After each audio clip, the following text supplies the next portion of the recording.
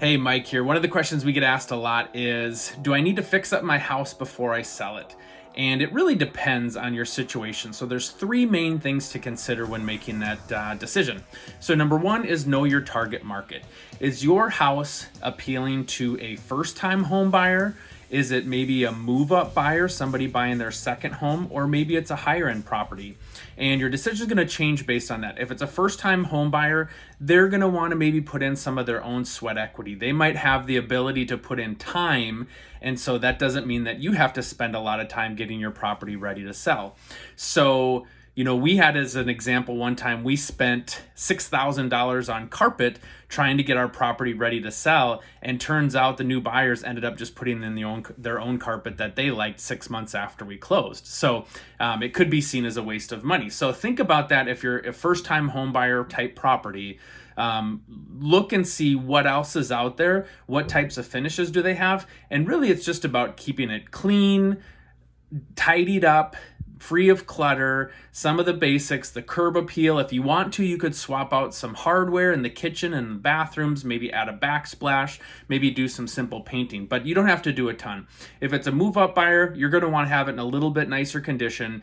That type of person might not want to do all the repairs up front, so you're going to have an expectation to do more. And then if it's a higher end property, you want to make sure that you have higher end finishes and ready to go. So those are a few things that I mentioned. Lighting, hardware, backsplashes, painting, kitchen and bathrooms really important, and then some good curb appeal. Those are the types of things you're going to want to consider. Number two is think about your current financial situation. So you could spend, let's say, $10,000 on adding, fixing up your own home, or what if you just took that $10,000 and put it towards fixing up your new home instead?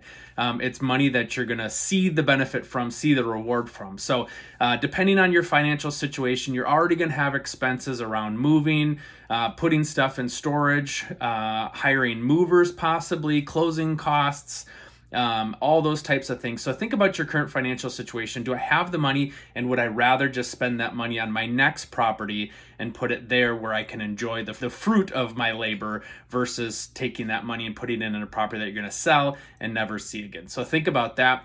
And then the third thing to consider is just know your life situation. So moving is stressful, listing your house is stressful, having people come through your home, having to keep it kept up and nice before it sells, that's very stressful.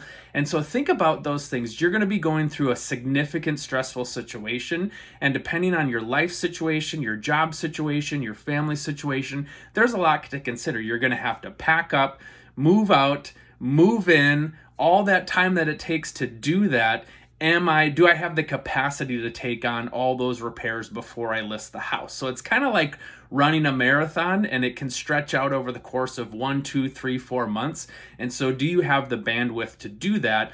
If you don't, I would just say, understand that it's okay. You're going to sacrifice a little bit in the short term for the long-term gain, and so don't worry about it. In this type of market, typically now we're still in a market of low inventory, which means there's still lots of buyers. Now the interest rates changed that a little bit, but we do have a lot of buyers looking for homes, and so in general, you probably can get by with doing less on your home than you could, say, 10 years ago. And so those are some things to consider.